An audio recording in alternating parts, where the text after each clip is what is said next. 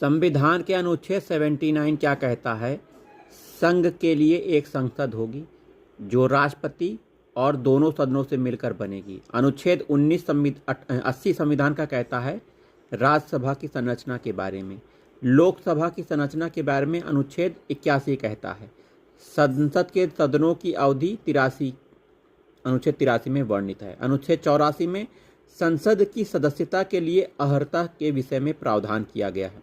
अनुच्छेद 85 में संसद के सत्रावसान विघटन के बारे में जानकारी दी गई है। अनुच्छेद 86 में सदनों में अभिभाषण का उनके संदेश भेजने का राष्ट्रपति का अधिकार। राष्ट्रपति का विशेष अभिभाषण अनुच्छेद 87 में दिया गया है। सदनों के बारे में मंत्री और महान्यायवादी के अधिकार अनुच्छेद 88 में है। राज्यसभा का सभापति और उपसभापति अनुच्छेद 89 में इसका वर्णन किया गया है। अनुच्छेद 90 में उपराष्ट्रपति का पद रिक्त होना, पद त्याग या पद से हटाए जाने का वर्णन किया गया है। अनुच्छेद 92 में जब सभापति उपसभापति को पद से हटाने का कोई संकल्प विचाराधीन हो तब उनका पीठासीन न होना, यह अनुच्छेद 92 में दिया गया है। अनुच्छेद 93 में लोकसभा के अध्यक्ष और उपाध्यक्ष के बारे में वर्णन किया गया है। अनुच्छेद 94 में अध्यक्ष उपाध्यक्ष का पद रिक्त होना, पद त्याग और पद से हटाया जाना अनुच्छेद 94 में दिया गया। अनुच्छेद 97 में सभापति उपसभापति तथा अध्यक्ष उपाध्यक्ष के वेतन और भत्ते के बारे में दिया गया है। वहीं अनुच्छेद 99 में सदस्यों के शपथ या प्रतिज्ञा के बारे में दिया गया है। संविधान का अनुच्छेद 100 इम्पोर्टेंट है। सदनों में मतदान, रिक्तियों के होते हुए भी सदनों की कार्य करने की शक्ति गणपूर्ति अनुच्छेद 100।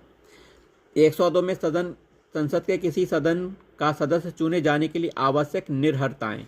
अनुच्छेद 106 संसद सदस्यों के वेतन और भत्ते अनुच्छेद 106 में है। 108 कुछ दशाओं में दोनों सदनों की संयुक्त बैठक के बारे में दिया गया है। अनुच्छेद 109 धन विधेयक संबंधी विशेष प्रक्रिया की बात की गई है। अनुच्छेद 10 धन विधेयक की परिभाषा दी गई है। वार्षिक वित्तीय विवरण जिसे बजट कहते हैं अनुच्छेद 112 में दिया गया है। विनियोग विधेयक अनुच्छेद 114 में। अनुच्छेद 115 में अनुपूरक अतिरिक्त या अधिक अनुदान 115 में। लेखानुदान अनुच्छेद 116 का में।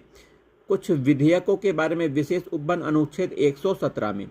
न्यायालय द्वारा संसद की कार्यवाही की जांच न किया जाना अनुच्छेद 122 में। संसद के विश्रांति काल में अध्यादेश प्रख्यापित करने की राष्ट्रपति की शक्ति अनुच्छेद 123 में वर्णित है।